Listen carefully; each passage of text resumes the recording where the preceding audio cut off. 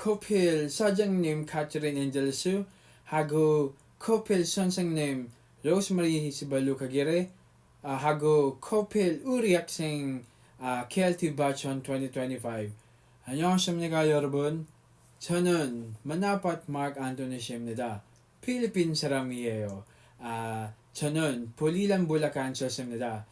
하지만 저는 현재 코인연 동안 한국에서 있습니다. 여러분 축하드립니다. 네, congratulations everyone. I was able to evaluate your speech test and I must say that you did a great job. Ang galing niyo lahat. Though hindi siya perfect, but because that's understandable because that is not our first language nor our mother tongue. Kahit ako, hindi ako ganun kagaling mag-pronounce ng when it comes sa sa words ng Korean. But you did a great job. Congratulations.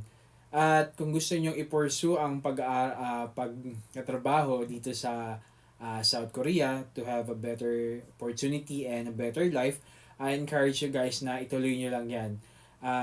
For your information guys, I'm a former student then ng Corfield under Miss Rosemary Sibaluca as well.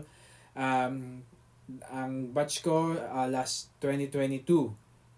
Yeah, right. Batch for 2022. Yun yung batch ko sa Corfield. And then 2023, nakarating na ako dito sa South Korea. Actually, I came from a very poor background family as well.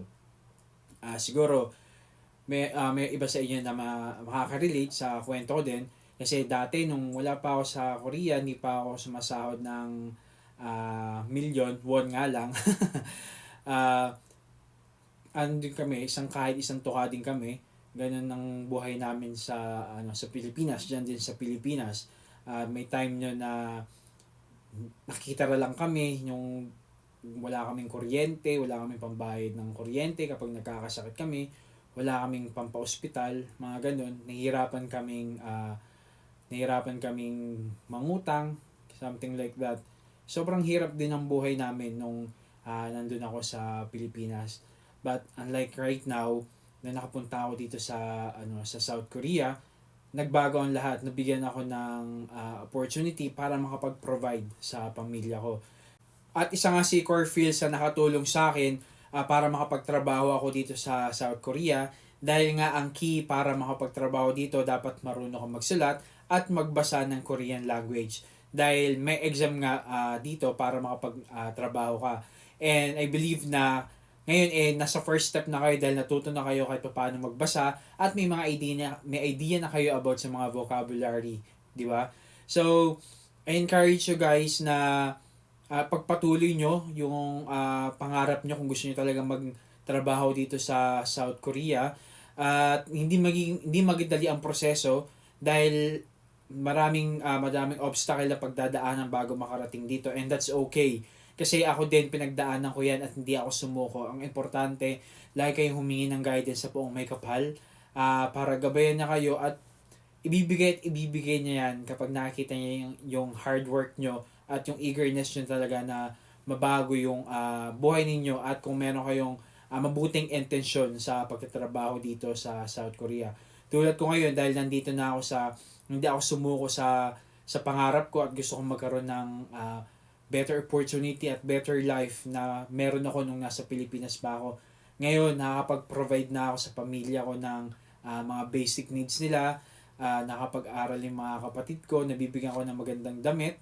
At hindi na kami nangungutang. Ngayon, nakabili na ako ng sarili kong lupa. At ongoing na yung under negotiation na yung pagpapatayo ko ng bahay.